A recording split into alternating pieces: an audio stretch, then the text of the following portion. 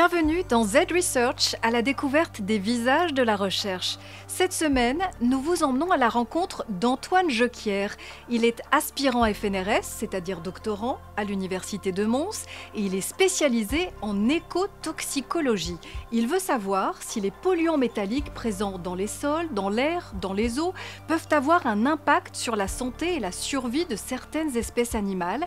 Et il va pouvoir approfondir ses recherches dans un centre spécialisé à Montpellier, en France, grâce à une bourse de mobilité financée par le fonds Sophie Naboel pour l'éducation et le talent via la Fondation Roi-Baudouin, en partenariat avec le FNRS et le FWO, et il nous ouvre les portes de son quotidien.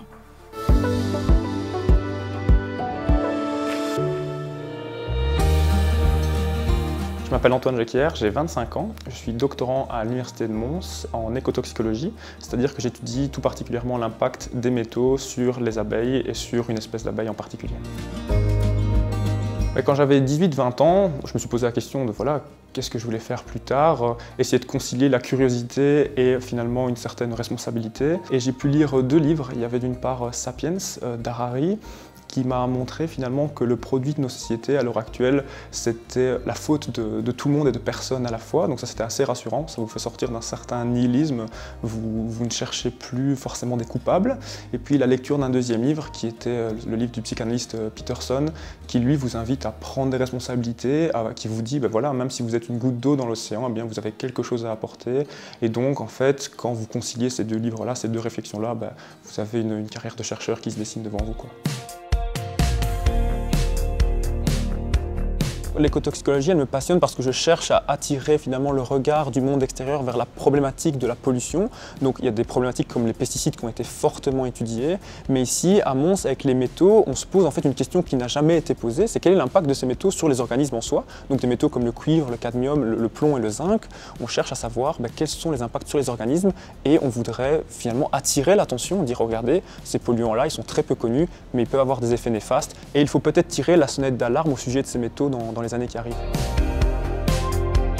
Les abeilles, ce sont des pollinisateurs qui sont extrêmement importants, ils sont nécessaires pour la grande majorité de nos cultures. Ces abeilles-là, c'est un bon modèle de la biodiversité, on va dire, en général. Donc nous, on étudie une espèce de bourdon, il y a 20 000 espèces d'abeilles au total. Et on pourrait se dire, ok, est-ce que ces résultats sont extrapolables à d'autres organismes? Donc finalement, c'est un modèle. Si vous trouvez des effets bien particuliers sur l'abeille, des effets sur des mécanismes cellulaires, etc., bien, on pouvait vous dire, ça vaudrait peut-être la peine de creuser chez l'être humain, parce que finalement, les polluants auxquels elles sont exposées, eh bien, nous sommes bien généralement exposés également. Donc cette année, on a fait pas mal d'expériences, métaux et bourdons. On a étudié ce qu'on appelle les effets sublétaux, autrement dit, on cherche à voir si les métaux ne vont pas forcément tuer les bourdons, mais avoir d'autres impacts, comme sur la cognition, sur le comportement de reproduction également, sur cette aptitude à les détecter aussi, sur la manière dont ils vont pondre, etc., vivre socialement. Donc on a déjà trouvé pas mal de choses là-dessus. Et dans les semaines qui arrivent, on va se pencher sur l'interaction entre ces métaux. Donc vous voyez, quand vous donnez un polluant à un organisme, vous pouvez en donner un deuxième et vous pouvez vous poser la question, qu'est-ce qui se passe finalement quand les deux se retrouvent ensemble, parce que dans l'environnement c'est le cas, les polluants, c'est un mix véritablement de polluants, et vous vous posez la question, qu'est-ce qui se passe quand ils sont à deux? Est-ce qu'ils vont avoir des effets qu'on appelle synergétiques ou antagonistes? Donc est-ce que ça va booster la réponse ou la réduire justement? Et ça, c'est ce qu'on est en train de faire récemment au laboratoire. Personnellement, je suis aspirant FNRS pendant 4 ans. Ici, ça va être ma dernière année. Et la bourse Sophie Naboel, qui est une bourse indépendante en collaboration avec le FNRS, va me permettre d'aller 6 mois à Montpellier. Donc c'est vraiment un boost financier pour aller travailler à Montpellier. Là-bas, je vais pouvoir réaliser des expériences que je ne pourrais pas faire ici, parce qu'il y a du nouveau matériel. On va pouvoir répondre à différentes questions, tenter de rapporter finalement des connaissances et des techniques ici à Mons pour boucler le doctorat, boucler les dernières expériences de mon doctorat.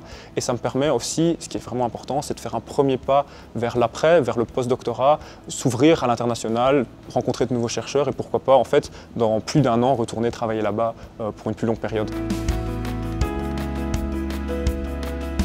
Je pense que dans la recherche, il ne faut pas espérer découvrir quelque chose, il faut plutôt découvrir un espoir, ne pas chercher le prestige, mais chercher à répondre à des questions personnelles qui vont peut-être satisfaire une plus grande communauté scientifique pour essayer de faire du lendemain un lendemain meilleur finalement. Et nous, en écotoxicologie, attirer l'attention du monde extérieur et éventuellement faire changer des choses à l'échelle régionale, nationale, européenne, d'un point de vue politique ou législatif.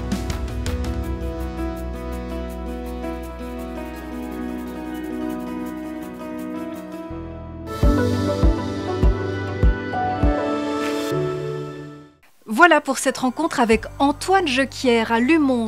Vous l'aurez compris, la recherche est là pour engranger de nouvelles connaissances qui peuvent permettre de préserver la biodiversité et l'environnement.